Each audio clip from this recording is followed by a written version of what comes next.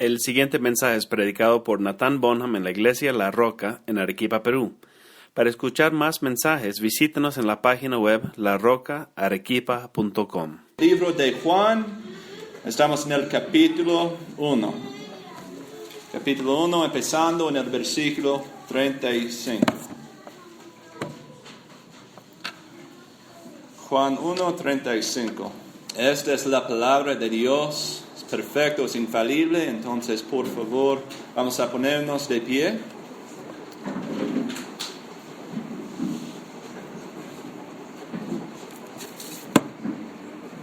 Dice la palabra. Al día siguiente Juan estaba de nuevo allí con 2 de sus discípulos. Al ver a Jesús que pasaba por ahí, dijo: "Aquí tienen al Cordero de Dios".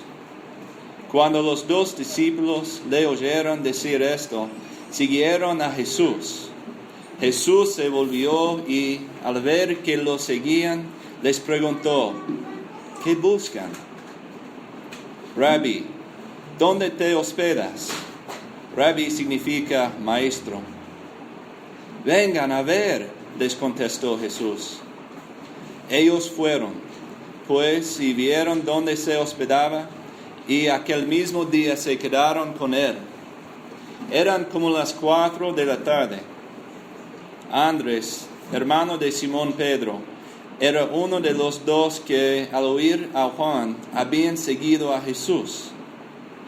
Andrés encontró primero a su hermano Simón y le dijo: "Hemos encontrado el Mesías", es decir, el Cristo. Luego lo llevó a Jesús, quien mirándolo fijamente le dijo: "Tú eres Simón, hijo de Juan. Serás llamado Cefas", es decir, Pedro. Al día siguiente Jesús decidió salir hacia Galilea. Se encontró con Felipe y lo llamó: "Sígueme". Felipe era del pueblo de Betsaida, lo mismo que Andrés y Pedro. Felipe buscó a Natanael y le dijo: "Hemos encontrado a Jesús de Nazaret, el hijo de José, aquel de quien escribió Moisés en la ley y de quien escribieron los profetas". "¿De Nazaret?", replicó Natanael. "¿Acaso de allí puede salir algo bueno?". "Ven a ver", le contestó Felipe. Cuando Jesús vio que Natanael se le acercaba, comentó: "Aquí tienen a un verdadero israelita, en quien no hay falsedad". "¿De dónde me conoces?", le preguntó Natanael. "Antes de que Felipe te llamara, cuando aún estabas bajo la higuera, ya te había visto". "Rabí, tú eres el Hijo de Dios, tú eres el Rey de Israel", declaró Natanael. "¿Lo crees porque te dije que te vi cuando estabas debajo de la higuera? Vas a ver aún cosas más grandes que estas". Y añadió: "Ciertamente les aseguro que ustedes verán abrirse el cielo y los ángeles de Dios subir y bajar sobre el Hijo del Hombre". La palabra de Dios, oremos. Padre, otra vez estamos agradecidos por esta oportunidad en que podemos alabarte y nos unimos con todas las iglesias en todo el mundo que en este momento ellos están glorificándote. Millones de personas, millones de tus hijos. Entonces te damos gracias por este privilegio. También, Padre, te damos gracias por tu palabra. Oramos que tu Espíritu Santo abra nuestros oídos, nuestros ojos, para ver lo que estás diciendo en estas palabras, en este pasaje. Ayúdanos a entender, ayúdanos a aplicar estas palabras, porque tú tienes la palabra de vida eterna. Oramos todo en el nombre de Jesucristo. Amén.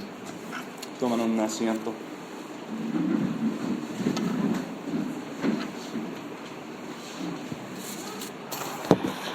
Yo vengo de una familia de 4 hermanos.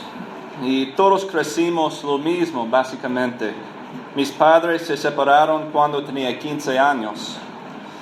Y me duele decirles que ninguno de mis hermanos son cristianos. A veces en mi vida me pregunto, ¿por qué estoy sirviendo a Dios al otro lado del mundo cuando mis propios hermanos no son salvados? Realmente, por el vínculo que tenemos en Cristo, ustedes son hermanos y hermanas más cerca a mí que mis hermanos de sangre.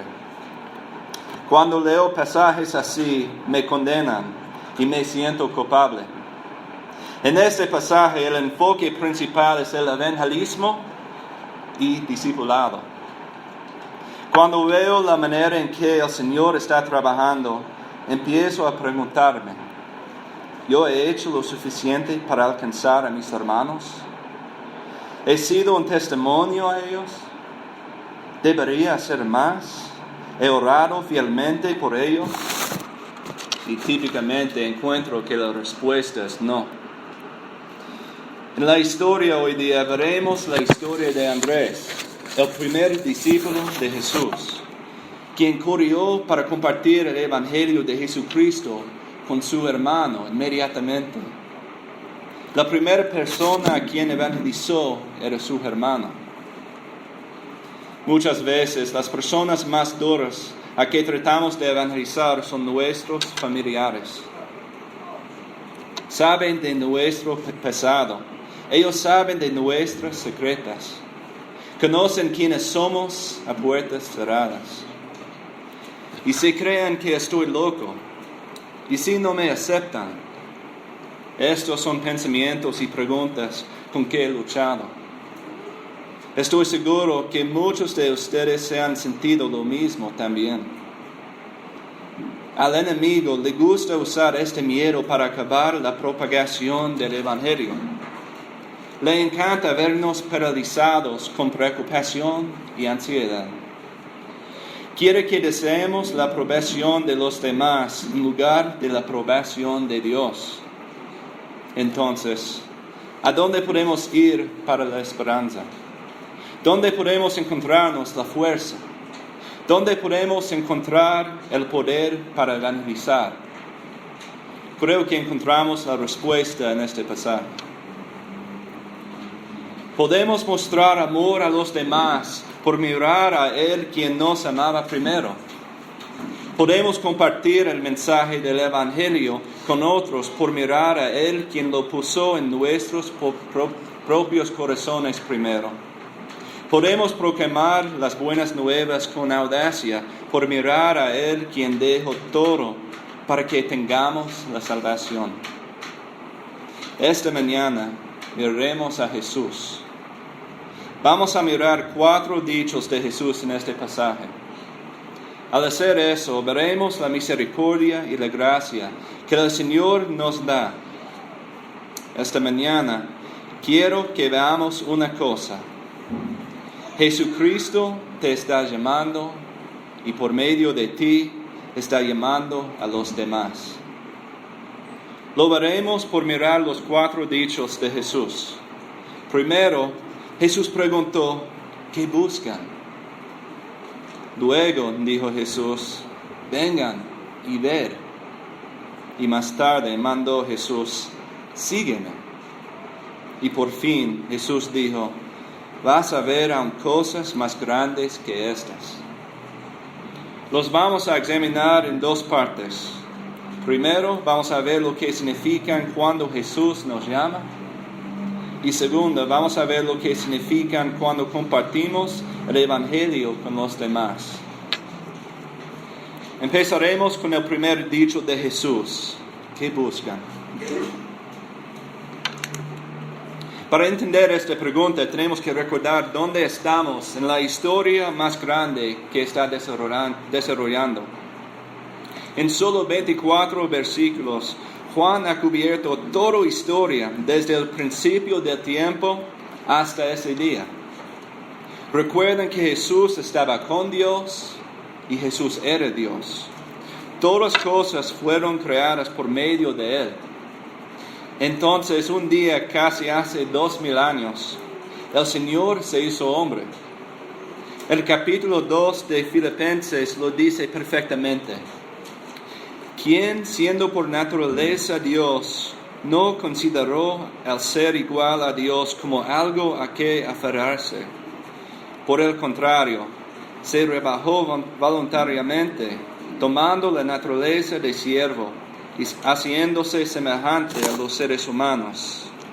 Y al manifestarse como hombre, se humilló a sí mismo y se hizo obediente hasta la muerte, y muerte de cruz. En otras palabras, aunque Jesús es Dios, porque nos amaba a su pueblo tan mucho, se hizo hombre. Dios vino a este mundo desde el cielo para salvarnos. Nació por una mujer, la Virgen María. Él era como tú y yo. Experimentó el dolor y dificultad. Experimentó gozo y placer. Él creció y aprendió. Hasta un día cruzó caminos con Juan el Bautista. Juan el Bautista era un hombre enviado por Dios para preparar el camino de Jesús. Como dice en el versículo 23, Juan el Bautista era la voz del que grita en el desierto, enderecen el camino del Señor. Y al día siguiente, Jesús fue bautizado por Juan como un señal del inicio de su ministerio terrenal. Bueno, ¿por qué les estoy repasando todo eso? Ya hemos predicado sobre esos versículos en las últimas 2 semanas. Sabemos lo que pasó. Pero la razón que les estoy recordando a ustedes es porque es la clave para entender la importancia de este dicho de Jesús. Estas son las primeras palabras grabadas de Jesús en el libro de Juan. En este pasaje, Jesús tenía casi 30 años. Entonces, si estas palabras son las primeras grabadas de Jesús en 30 años de la vida, probablemente son muy importantes. Debemos prestar mucha atención. ¿Cuáles son esas palabras? Jesús preguntó, ¿qué buscan? Mira lo que está pasando. Jesús ha venido del cielo y se hizo hombre. No tenía que hacerlo, pero lo hizo por su gran amor. Renunció a su lugar en el cielo. ¿Y cuáles son sus primeras palabras? ¿Qué buscan? Es increíble, ¿no? Dios vino a los discípulos y les preguntó lo que ellos querían. Dios ha visto la desobediencia, la falta de respeto, la rebelión de su pueblo por miles de años. El Antiguo Testamento es sobre la misericordia persistente a pesar del pecado del hombre. Dios ha mostrado su misericordia vez tras vez. Y ahora Jesús está cara a cara con un pecador y le preguntó lo que él quería. Eso es increíble. Pero, ¿qué significa eso? Quiere decir que Dios se nos reúne donde estemos. En medio de nuestra desobediencia, en medio de nuestro pecado, a pesar de escupiendo en su cara, Jesús viene a nosotros. No nos cumple la mitad del camino, no nos hace caminar la otra mitad. Viene todo el camino y nos pregunta lo que buscamos. Mis palabras no son suficientes para describir lo que está pasando. Este no es algo que esperaríamos. No es lo que haríamos si estuviéramos en su lugar. ¿Qué diríamos nosotros? He estado mirándoles por un tiempo largo. No me han mostrado ningún respeto. Han violado mis mandamientos en cada momento de cada día. Estoy aquí para traerles juicio y castigo. Es la hora de venganza. ¿Eso es lo que dijo Jesús? No. Como un pastor cariño, Jesús preguntó, ¿qué buscan? Jesús no vino para castigarnos, sino para bendecirnos. hoy día tenemos la misma pregunta.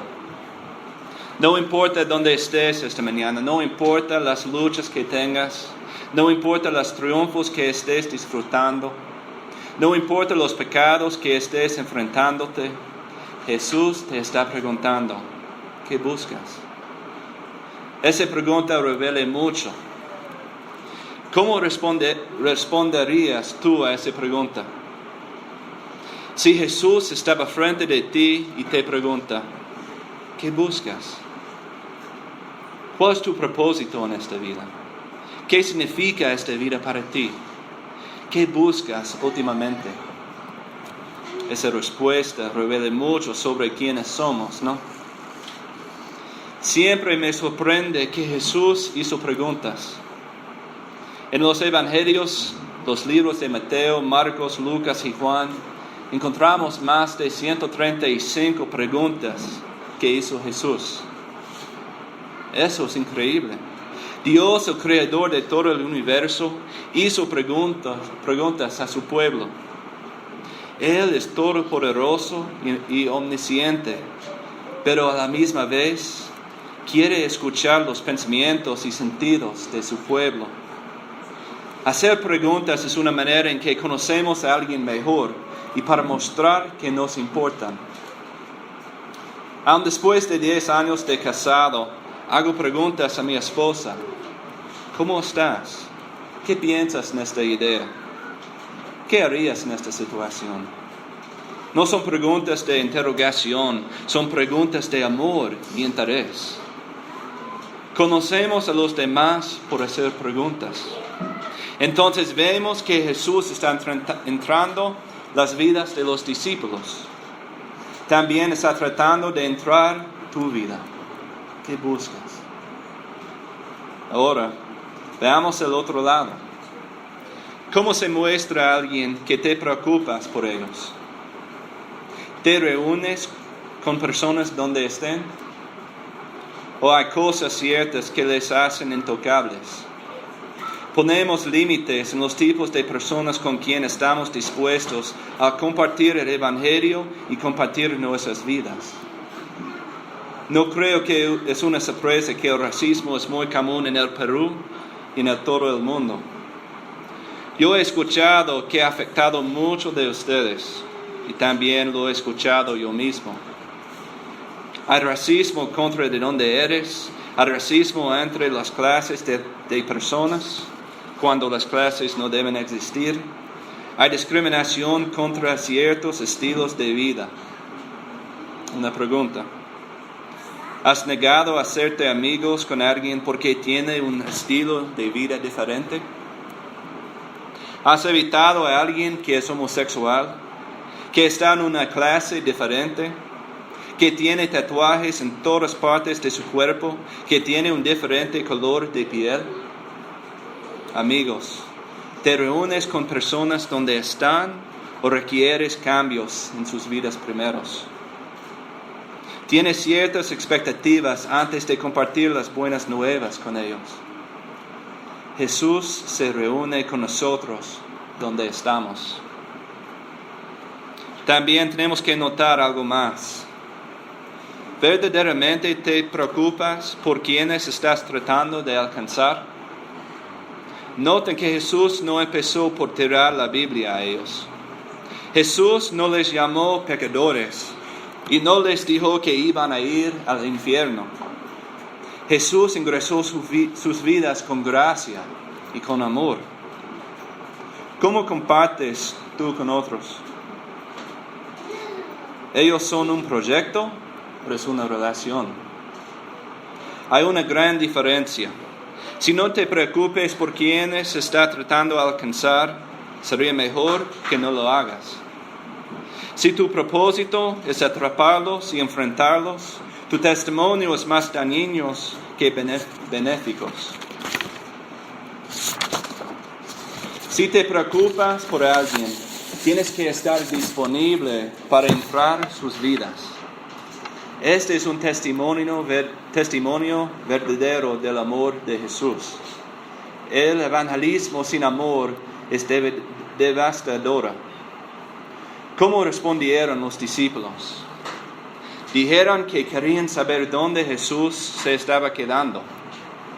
Parece como una respuesta extraña, ¿no? De todas las cosas que podían haber preguntándole, le preguntaron esto. Pero hay una razón. En los tiempos de Jesús, un discípulo buscó a un maestro.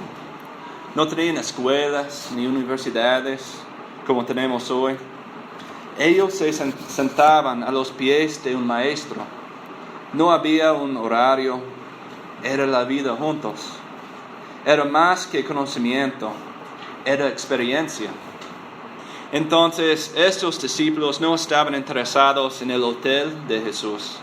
Estaban diciendo que querían conocerle mejor, aprender más de él. ¿Qué les dijo Jesús? Este es nuestro segundo dicho de Jesús que vamos a estudiar.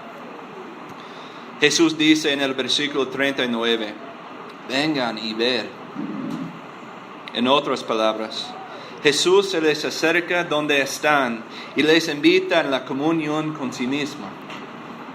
La vida cristiana no es solamente la doctrina y teología, es la vida, es la experiencia. Jesús dice, vengan y verán una relación, algo real. Jesús les invita en el lugar en que estaba quedándose. Tal vez piensas que el cristianismo es nada más que un conjunto de normas o rituales que debemos cumplir. O quizás piensas que el cristianismo es un conjunto de hechos para ser aprendidos y memorizados. La vida cristiana no es una religión para ser dominada, sino una relación para ser experimentado y disfrutado. No dice Jesús, vengan y leer, o vengan y memorizar, o vengan y hacer. No, Jesús dice, vengan y ver. Es algo que puedes ver y experimentar. Esta oferta es para todos nosotros esta mañana. Jesús nos dice, vengan y verán. Esta invitación es para ti. No importa lo que busques, Jesús te mostrará la gracia y misericordia. Te guiará para caminar con Él en la verdad y amor. El Salmo 34 nos dice, prueben y vean que el Señor es bueno. Jesús te está llamando. Veamos esto del otro lado también. ¿Cómo llevas a otros a Cristo? ¿Tú les escupes los versos bíblicos? ¿Pones mucha presión sobre ellos para tomar una decisión? ¿Es su decisión para Cristo hecho en vergüenza y humillación? ¿O como Jesús les dices, vengan y ver? ¿Les invitas en tu vida para experimentar la vida juntos? No puedes empujar a alguien en la vida cristiana, pero puedes atraerlos. Ellos pueden ir contigo y verlo.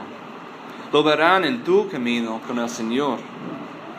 Si su conversión era por un ataque agresivo y nada más, no va a adorar. Y realmente ellos van a crecer odiando el Evangelio porque no han visto el Evangelio. Fueron golpeados por él. Luego Jesús y los discípulos fueron a donde estaba quedándose y pasaron el día juntos. No sabemos exactamente de lo que conversaron todo el día. La única pista que tenemos es el verso 45. Es probable que Jesús les enseñó del Antiguo Testamento, como Jesús era la realización de las promesas y las profecías de la ley y los profetas. Cuando leemos la ley y los profetas, significa el Antiguo Testamento. Entonces, en otras palabras, Jesús les está diciendo que Él es el Mesías. Tiene sentido porque Jesús hizo lo mismo después de la resurrección, cuando estaba caminando con los discípulos en Lucas 24. En cualquier caso, obviamente, no es la parte más importante. La cosa más importante es que ellos pasaban tiempo juntos. La relación era lo más importante. Hermanos, aunque no sepas lo que decir, aunque no te sientes preparado, la parte más importante es la relación y pasando tiempo juntos. Tenemos que venir y ver juntos. ¿Y cuál es el fruto de su día juntos? Andrés tuvo la fe. Encontramos su confesión en el versículo 41. Corre hacia su hermano Simón y confiesa que ha encontrado al Mesías. Podemos ver los efectos del Evangelio, de la obra de Jesús en el corazón. Las buenas nuevas no eran algo que Andrés se podía guardar para sí mismo. Inmediatamente tuvo que compartirlo con alguien. Fue su hermano. El día siguiente, Jesús decidió salir y continuar su trabajo en Galilea. Entonces, ¿qué hizo Jesús? Jesús dejó atrás a los discípulos para averiguar todo solo. No, Jesús dijo, sígueme. Esto nos trae al tercer dicho de Jesús que vamos a estudiar. Aquí encontramos un cambio desde el evangelismo al discipulado. Aunque tenemos palabras que separan los dos, realmente son los mismos. El evangelismo sin el discipulado es incompleta y el discipulado sin el evangelismo es imposible. Nuestra llamada como cristianos es para evangelizar y discipular. En la gran comisión de Mateo 28, leemos que debemos ir y hacer discípulos de todas las naciones. No es simplemente compartir el evangelio y nada más. El evangelismo y el discipulado son dos partes de la misma obra. Es solo un proceso. El proceso en que el Señor nos alcanza y Él usa para alcanzar a los demás. El trabajo no se termina con la confesión de Andrés, ni se termina cuando Jesús cambió el nombre de Simón a Pedro. El trabajo no se termina cuando alguien se convierte. Es el principio, es un paso. Una persona debe ser discipulado en la fe. No porque ellos son un proyecto para ser cumplido, sino porque el cristianismo es la vida. Caminamos con Cristo por toda la eternidad. Estoy agradecido por muchos de los movimientos evangelísticos y cruzadas. Pienso que mucho bien puede venir por ellos y Dios los usa. Pero no podemos acabar allí. Escuchamos reportes de miles de personas siendo salvadas. Esto es increíble, pero no se terminó.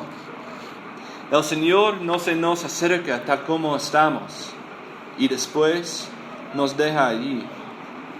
La salvación no es el fin.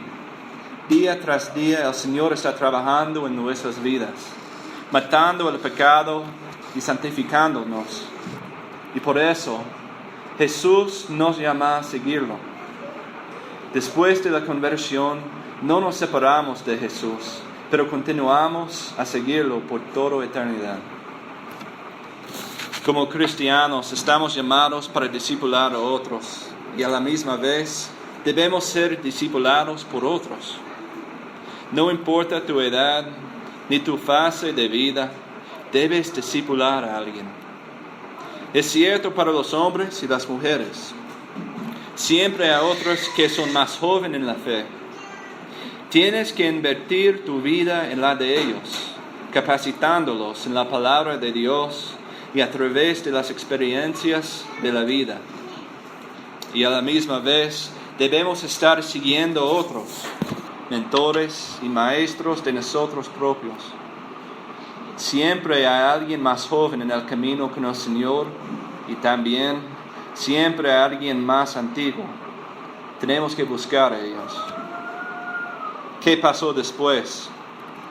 Felipe, después de ser llamado por Jesús, corre a Natanael. Ya podemos ver en solo 2 días cuán rápido el Evangelio estaba extendiendo. Se fue desde Jesús hacia Andrés, hacia Simón, hacia Felipe y ahora hacia Natanael. Pero vemos que Natanael era un poco más escéptico. Él tenía más precaución sobre quién era Jesús. Natanael investiga un poco más. La fe cristiana no es una fe ciega.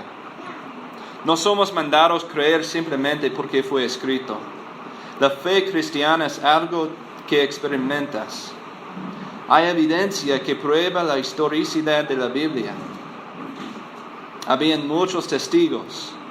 Y hoy día hay millones de testigos que testifican de la gracia de Dios.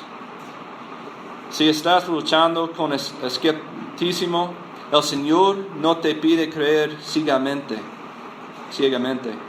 Te pide venir y ver, venir y experimentar.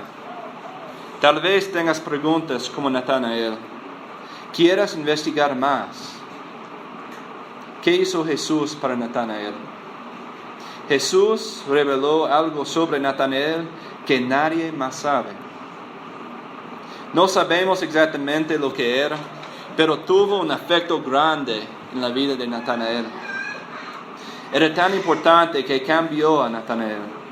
Causó que confesara que Jesús era el Hijo de Dios inmediatamente. Ahora veamos esto del otro lado. ¿Qué significa para nosotros cuando compartimos el Evangelio con otros? Significa que estamos llamados a compartir las buenas nuevas y nuestras vidas, pero últimamente es la obra del Señor. Pienso que muchas veces tenemos miedo de compartir nuestra fe porque tenemos miedo que alguien nos haga una pregunta que no podremos contestar. Amigos, ¿me escuchan? Están llamados a ser un testigo fiel en el testimonio de sus palabras y hechos, pero la conversión es el trabajo del Espíritu Santo, no es tuyo. El Espíritu Santo no depende de su astucia ni inteligencia. El Evangelio no necesita tu defensa. Sirvan fielmente y el Señor va a trabajar. En tu testigo no hay problema si tengas que decir, no sé. No es necesario discutir con alguien sobre la doctrina. Sea un testigo que muestre el amor y la verdad en tu vida, en palabra y hecho. El Señor hará lo que es necesario, como hizo para Natanael. Verán al Señor hacer cosas increíbles. Y por eso leemos al fin de este pasaje, vas a ver aún cosas más grandes que estas. Lo que Jesús reveló para Natanael era nada comparada con lo que vendrá. Jesús les mostrará milagros grandes, curando los enfermos, controlando el clima, mandando los demonios, resucitando los muertos. El Señor sigue a hacer cosas grandes aún hoy día. Sí, un día veremos la gloria de Dios, el cielo estará abierto y veremos los ángeles subiendo y bajando sobre el Hijo del Hombre. Pero aún hoy vemos cosas increíbles. El Señor cambia el corazón más obstinado. Se trae a sí mismo a personas que nunca nos imaginaríamos. Aquella persona para quien has estado orando por semanas, meses o años. El Señor hará cosas maravillosas. Estamos llamados a servir fielmente y ser un testigo a los demás. El Señor está trabajando en esta iglesia, en esta ciudad, en este país y en todo el mundo. Permítanme cerrar con unos pensamientos. Hemos visto algunas cosas increíbles sobre cómo el Señor nos llama. Se nos acerca donde estamos. Viene en nuestras vidas. Quiere conocernos íntimamente. Nos invita a conocerlo. A través de nuestra relación con Jesús, recibimos la salvación por fe. Nos cambia nuestros corazones y nuestras mentes, pero no nos deja allí. Nos llama a ir y seguirlo, vivir nuestras vidas en Él y servirlo. Nos promete que lo mejor está por venir. Jesús no ha terminado de trabajar en nuestras vidas de su pueblo. Si no hayas experimentado esto, te invito, ven y ver. El Señor es bueno y te está llamando. Si has experimentado esta relación con Jesús, espero que este mensaje te anime a ir y compartirlo con otros. Reúnete a los demás donde estén. Invierte en sus vidas. Conócelos bien. Invítalos a unirte en tu camino con el Señor. Permíteles a venir y ver Cristo contigo. Sirve al Señor con todo lo que tienes, pero al final del día, recuerda que es el Señor quien está trabajando. Te está llamando y por medio de ti está llamando a los demás. Esta es tu esperanza y tu fuerza mientras sirviendo al Señor. Oremos. Padre, otra vez te damos gracias por tu palabra. Padre, estoy agradecido por este mensaje, el mensaje que tú estás trabajando en nuestras vidas.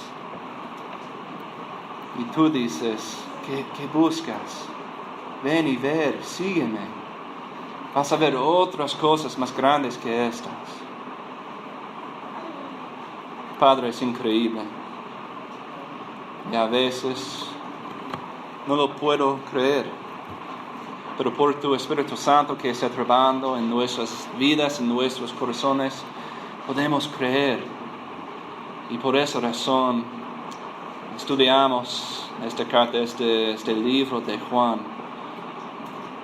para que creamos que tú eres el Cristo, tú eres el Hijo de Dios. Y por medio de ti tengamos vida eterna. Padre, te damos gracias por esto, te glorificamos por esto. Oramos todo esto en el nombre de Jesucristo. Amén. Este mensaje fue predicado por Natán Bonham en la iglesia La Roca en Arequipa, Perú. Para escuchar más mensajes, visítanos en la página web larocaarequipa.com.